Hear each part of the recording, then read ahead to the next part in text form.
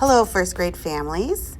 Welcome to our curriculum night, and you will be hearing two voices tonight as we go through some PowerPoint slides about our curriculum. The first voice you're going to hear is mine. I am Amy Link, and I am one of the first grade teachers. And then for the second part of the presentation, you will be hearing Kristen Page, and she's the other first grade teacher.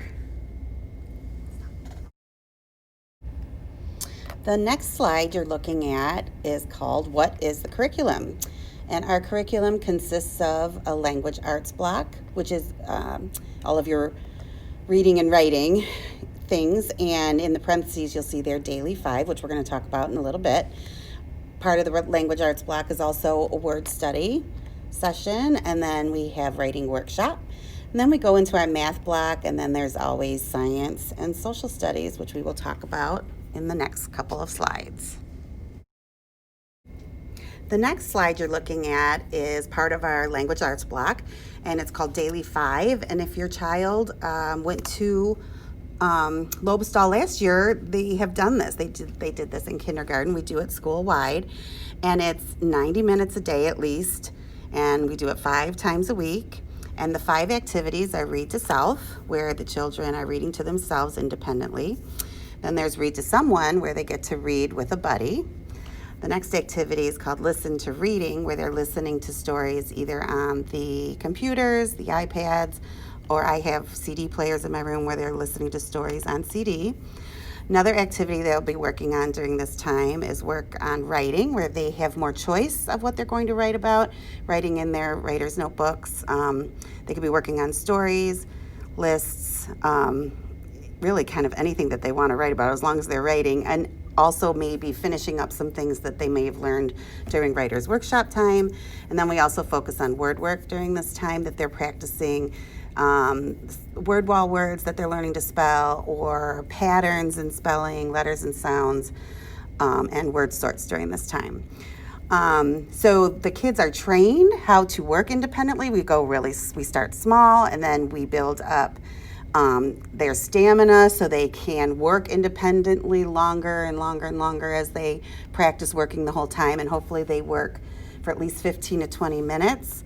So then Miss Page or myself can pull over a small group for reading, or we can work one-on-one with a student or do some assessments. The next slide you're looking at is all about our spelling, word work, and phonics programs. And the first 2 bullets you're seeing says word wall and high frequency words. Those high frequency words, a lot of times you'll hear us call them the word wall words, because we put them on our word wall once they've been introduced, and we usually introduce about 5 a week, and the children, we play games with them, they write them down. We just have to make sure that they're able to read them and spell them by the end of first grade. So that's a big chunk of that. And then the programs we use in the next bullet is month by month phonics, Fountas and Pinnell word study program, and Words Their Way.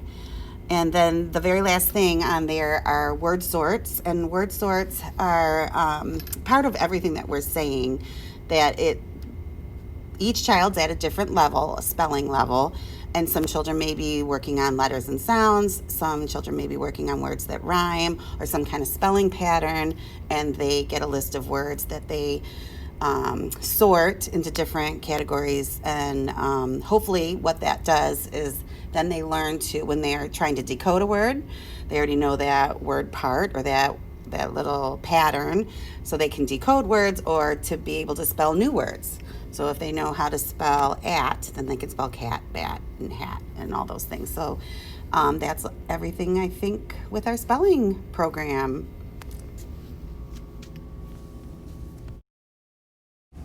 The next slide you are looking at is all about writing. So this is during our writer's workshop time, and also during Daily 5, they get to practice this stuff.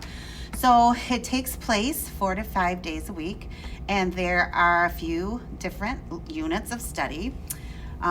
which is personal narratives. Personal narratives are those stories that come from the child's life. We do a lot of that kind of writing in first grade. We also have opinion writing, where the children get to tell what their opinion is and give reasons why they feel that way. Letter writing, where they are writing letters to people. Poetry, lists, signs, personal responses, like the favorite part of the story is, and informational writing, where they are writing to teach or to inform something that they know a lot about or that they've learned about. We publish pieces, so we fix them up and make them fancy. That's what the publishing is all about. And we use mentor texts. Mentor texts are stories that we will be reading to them, and then first you read them for enjoyment, and then the children, you can use those stories to draw things out that was exceptional in the story that makes good writing. So that's what a mentor text does. And then we go through the writing process, which is we have to think about our idea. What are we going to write about? We have to picture it in our mind, okay? We have to tell it across our hand, or there's different ways of retelling it, telling it to a partner, telling it to yourself, so you know how your story is going to go. Then writing it down, that's that drafting piece. Revising it, editing it, fixing it up, making it fancy, and then finally publishing the end piece. That's the writing process. And then we do this in whole group. We also do it in small group and one-on-one, which is that individual instruction.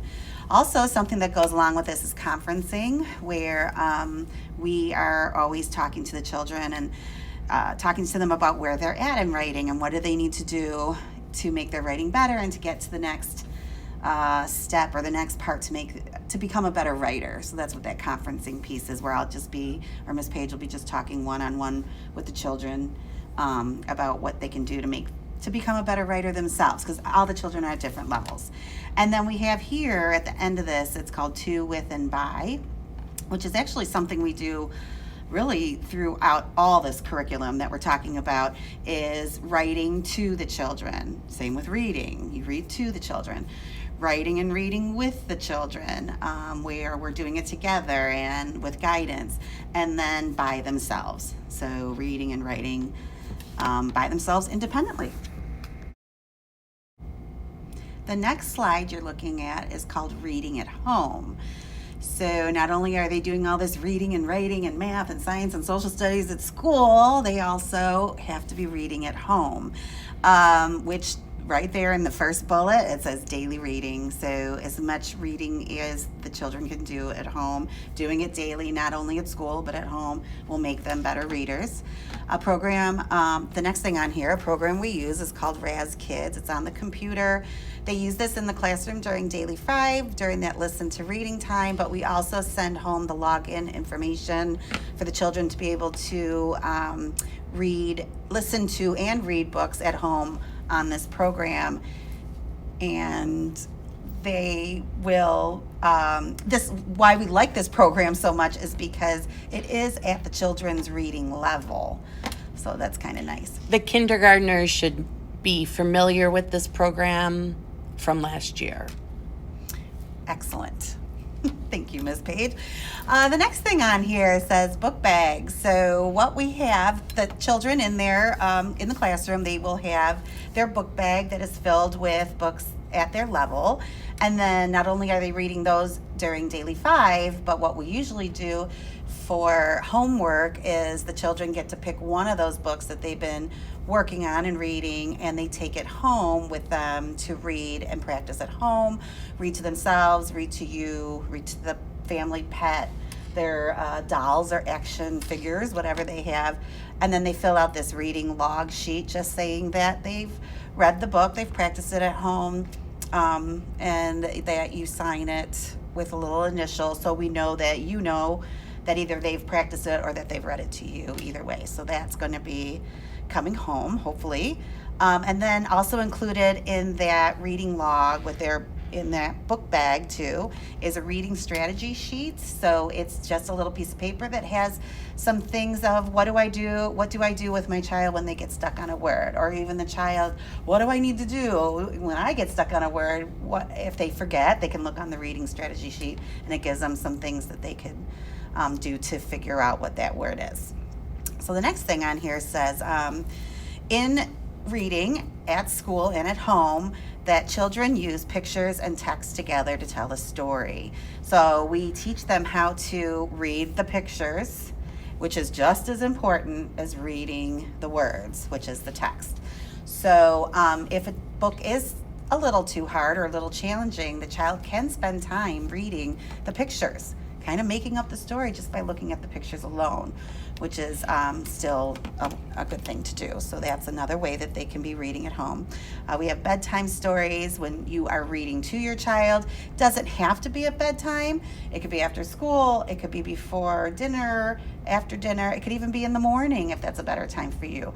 But them listening to you read to them.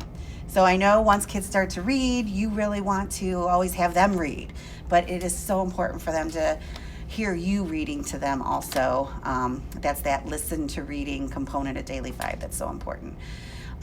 We also want you to talk about and retell the stories. So we call that the before, the during, and after with reading. So before, making predictions. What do you think is going to happen? What do you think this book is going to be about?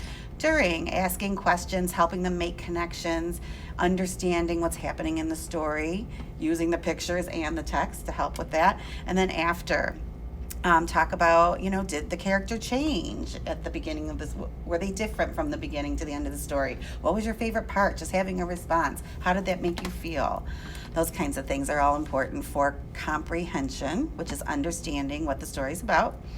And then last but not least, this is something that will be coming home in your the packet that we send to you with just some general classroom information is, why can't I skip my 20 minutes of reading tonight? So that's just for your reading pleasure, and then it's just really important that they're spending at least 20 minutes a day reading so they can be awesome readers when they grow up.